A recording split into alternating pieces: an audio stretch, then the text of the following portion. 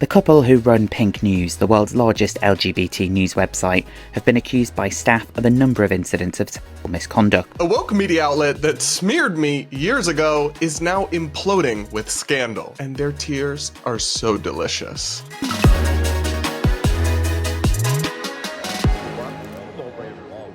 Like I mentioned, today we've got to check in with the downfall of one of the furthest left and most toxic media outlets out there, Pink News, the UK website that boasts about being the largest LGBT news outlet in the UK and maybe even the world. You may remember Pink News from such legendary pieces of journalism like London Aquarium's gender-neutral penguin just predicted Jeremy Corbyn will win the election. He did not. And I remember them from a time several years ago when they wrote a bizarre hit piece about me that included the least flattering photo of me I have ever seen. I mean, come on. You have to have tried to find a screen grab of me that bad. That cannot be by accident. I know that I needed a better haircut and am not some absolute 10, but I did look better than that even years ago, and I think they did that on purpose. Setting aside the fact that the thing they attacked me for in this article, titled Gay Right-Winger Bizarrely Rants That Queer People Are Using Coronavirus to, quote, fuel fake victimhood, I was absolutely correct about. Basically, all the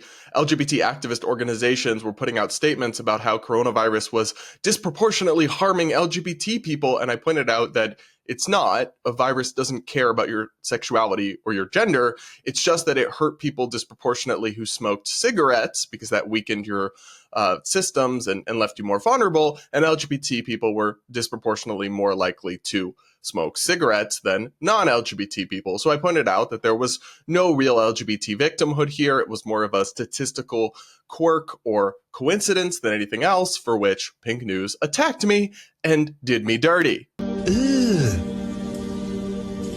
Brother, Now, while I don't hold grudges in cases where people apologize or some sort of bad blood is resolved, I do keep receipts when people are unrepentant in their wrongdoing. So I am going to take a little bit of joy in the downfall of Pink News that we're going to document today. The two gay men that run the company, Benjamin Cohen and his husband, Anthony James, are being accused of widespread sexual misconduct and even misogyny as part of a deep investigation by the BBC, where they spoke to more than 30 current and former members of staff. Here's more from the BBC on this story. Do they have enough mental faculty to consent, do you think? No, absolutely not. They weren't capable of consenting to what had happened to them. The couple who run Pink News, the world's largest LGBT news website, have been accused by staff of a number of incidents of sexual misconduct. Staff say they saw Anthony James, director at the company and husband of the site's founder,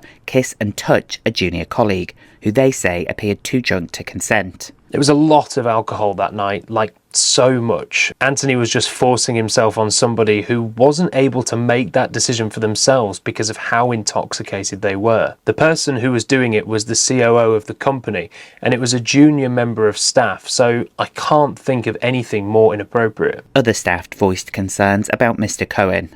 I have direct experience with it from a Christmas party we had. When I was just stood talking to my group of friends, and Ben ran past me and thought it would be appropriate to smack me on the bum, which is like, I wouldn't have even found that funny if like a team member had done it, let alone the CEO. I think I just like shut down for a minute. I just didn't even know what to say. I was in shock. More than 30 current and former members of staff told me about a culture of heavy drinking, which they claim led to instances when company founder Benjamin Cohen and his husband behaved inappropriately towards younger male employees. The BBC was informed that Mr. Cohen and Dr. James were not able to provide a statement at this time, but we understand that their position is that the allegations made against them are false. It's always the ones you least suspect. Oh, wait. I just find this story hilarious because Pink News, the outlet these two run, is the most toxic, woke-scold news outlet, constantly calling everybody some form of bigot, racist, sexist, homophobe, misogynist, transphobe, whatever, blah, blah, blah, blah, throwing around these terms like candy on Halloween, constantly putting themselves on a social justice pedestal as if they're these heroic saviors, and yet the people who were running it were degenerates the whole time, allegedly. This is my shocked face.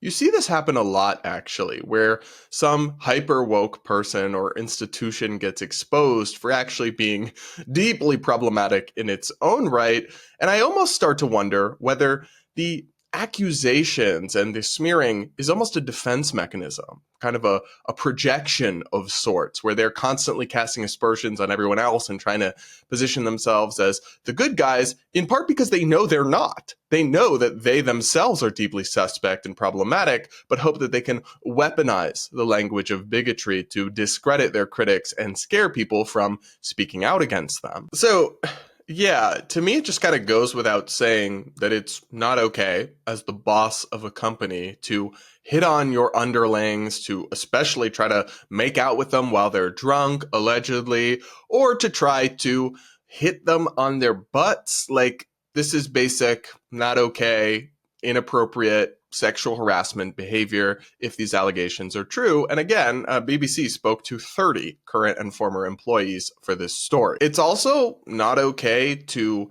ask your female staffers to be your surrogate, which is also apparently something they allegedly did. The BBC reports some staff members also said they had witnessed what they call misogynistic behavior. Several people said that on occasions, young female members of staff had been asked to act as a surrogate for Mr. Cohen and Dr. James.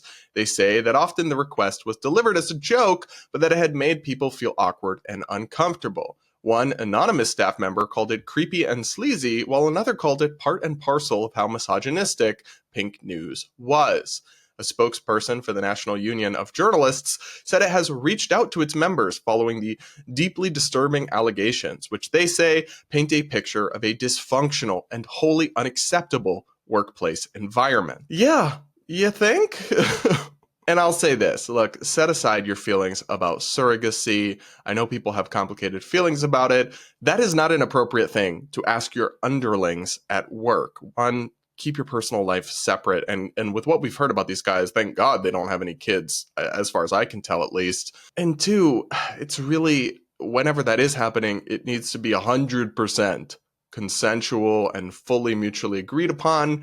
And when you're in a position of power over a young woman, trying to use that relationship dynamic to get them to do something like that for you is creepy and is wrong. Anyway, you guys will have to let me know what you think of this scandal, but I can't say I'm surprised, honestly, because this is a pattern I've observed where the most woke and outspoken allies and advocates are actually often deeply problematic themselves behind the scenes, and I can't help but enjoy this and take a little bit of satisfaction in the deliciousness of their tears, as the downfall of these two is so richly deserved, because I only showed you a couple headlines, but guys, I've followed LGBT media for years, and Pink News is uniquely toxic, hostile, and inaccurate at times with its bad faith coverage and its divisive, extreme nonsense. So as far as I'm concerned, their downfall is a good thing. But what do you think? Let me know in the comments below. And do remember to hit that like button while you're at it, and make sure you're subscribed if you aren't yet.